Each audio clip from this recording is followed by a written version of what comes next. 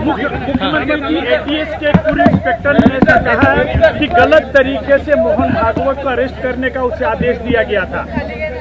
देखिए, ये जो 2008 का षड्यंत्र है ये सभी के सामने अब खुल चुका है और उस समय की जो सरकार है, इस सरकार ने वोट की राजनीति के लिए हिंदू टेरर और भगवा आतंकवाद ये शब्द तैयार किए थे।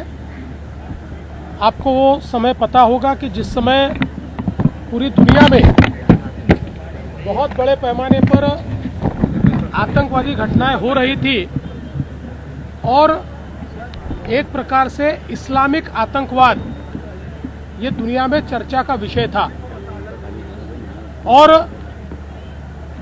उसके चलते हमको जो वोट देने वाले लोग हैं इनमें गुस्सा निर्माण न हो या उनको ये लगे कि हम बैलेंस करते हैं, इसलिए ये हिंदू आतंकवाद की पूरी थियरी तैयार की गई, लोगों को अरेस्ट किया गया और हिंदुत्ववादी और राष्ट्रीय स्वयंसेवक संघ के अधिकारी पदाधिकारी इनको टारगेट करने का ये षड्यंत्र था।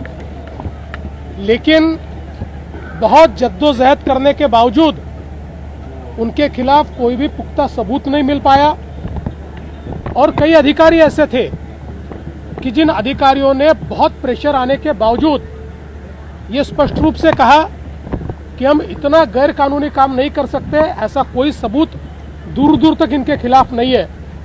तो मुझे ये लगता है कि अब परत दर परत ये जो षड्यंत्र है ये बाहर निकल रहा है और किस प्रकार के सूडो सेक्युलर, क्योंकि उस समय इस्लामिक आतंकवाद था, वो आज भी है, पर ऐसा किसी ने नहीं कहा था कि सारे मुस्लिम आतंकवादी है, किंतु बावजूद उसके तमाम हिंदुओं को आतंकवादी ठहराने का प्रयास ये कांग्रेस के माध्यम से उस समय किया गया था और उसी की कड़ी है।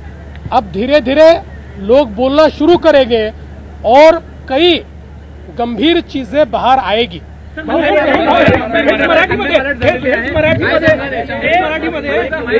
अधिकाऱ्यांना असं म्हटलेलं आहे की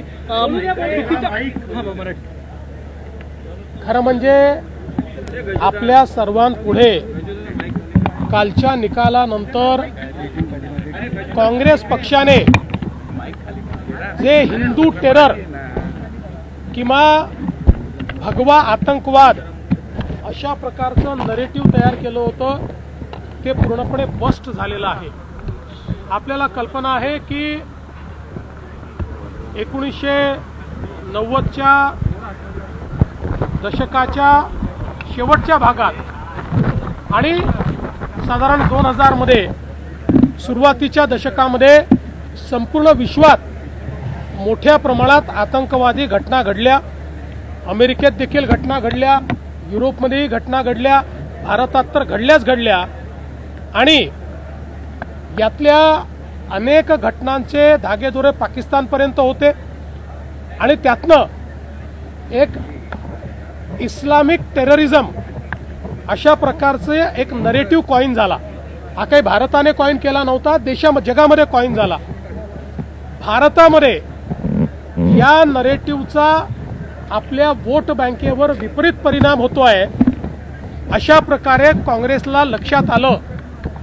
खरं म्हणजे कोणीच सर्व मुसलमानांना आतंकवादी ठरवलं नव्हतं, पण तरी देखील या ठिकाणी सर्व हिंदूंना आतंकवादी ठरवण्याकरता काँग्रेस पक्षाने हे षड्यंत्र रचलं, यूपीएने षड्यंत्र रचलं आणि हिंदू आतंकवाद, हिंदू टेरर अशा प्रकारचा शब्द कॉइन करून अनेक लोकांना पकडलं आणि मग प्रयत्न सुरू केला, एक यंत्रणेवर दबाव आणण्याचा प्रयत्न सुरू केला। हिंदुत्ववादी संघटना आणि विशेषतः राष्ट्रीय स्वयंसेवक संघ याचे अधिकारी किंवा विचार परिवारातील अन्य संघटनांचे पदाधिकारी हे कसे या सगळ्या भगव्या आतंकवादामध्ये शामिल आहेत अशा प्रकारचं षडयंत्र तयार करण्याचा प्रयत्न झाला, पण त्याचे दूर दूरपर्यंत कुठलेही पुरावे त्यांना मिळाले नाही. पुराव्याअभावी ही कारवाई करा अशा प्रकारचा दबावही त्यावेळी पोलीस यंत्रणेवर होता, पण पोलीस यंत्रणेतले अनेक प्रमुख अधिकारी हे त्या दबावाला बळी पडले नाहीत आणि म्हणून मला असं वाटतं की पुढची कारवाई होऊ शकली नाही. अन्यथा हे खूप डीप रूटेड, खोल रुतलेलं अशा प्रकारचं षडयंत्र होतं. मात्र आता त्याचा पर्दाफाश झालाय आणि हळूहळू यातल्या सगळ्या घटना बाहेर येतील आणि कशा प्रकारे त्यावेळच्या देशातल्या सरकारने आणि राज्यातल्या सरकारने हिंदूंना आतंकवादी ठरवून हिंदू संघटनांना बॅन करण्याकरता, हिंदू संघटनांना संपवण्याकरता एक प्रयत्न उभा केला होता, हे यातनं लक्षात येतं. पृथ्वीराज चव्हाण ने ऐसा कहा है कि भगवा जो कलर है वो शिवाजी महाराज का है, इसलिए भगवा आतंकवाद न कहे, सनातनी आतंकवाद कहे.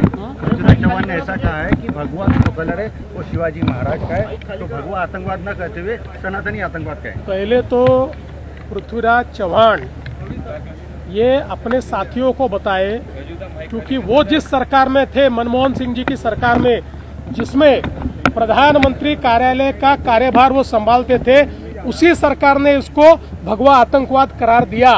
तब याद नहीं आया ये छत्रपति शिवाजी महाराज का भगवा है? तब ये भगवा आतंकवाद, हिंदू आतंकवाद बोल रहे थे. और चाहे वो भगवा हो, चाहे वो हिंदू हो, चाहे सनातनी हो, इनमें भेद नहीं है, ये सब एक है. और ये सारे के सारे राष्ट्र प्रेमी, राष्ट्रवादी और राष्ट्रीय विचारों से प्रेरित है. क्रीडा खातं मिळालेलं आहे. असं आहे की जी काही घटना घडली त्या घटनेनंतर एक मोठा रोष होता.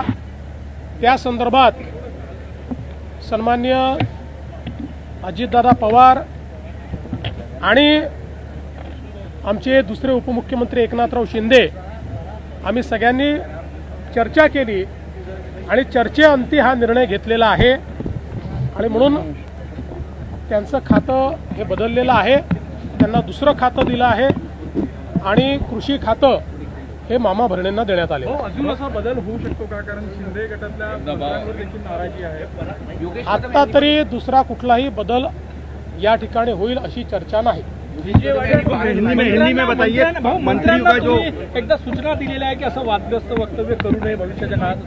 हे नक्की आहे की आता जर कोणी अशा प्रकारे बेशिस्त वर्तणूक करेल तर त्यांना सगळ्यांना आम्ही सांगितलेल्या तिघांनी कि आम्ही खपवून घेणार नाही आणि याच्यावर कारवाई होईल. जिस तरीके से कृषि मंत्री का विभाग बदला गया, तो क्या ये अन्य मंत्रियों के लिए संकेत है कि संभल जाओ?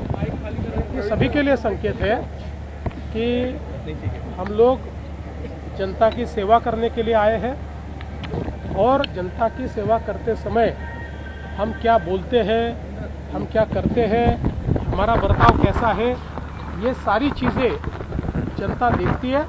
इसलिए उसके ऊपर अंकुश होना ही चाहिए.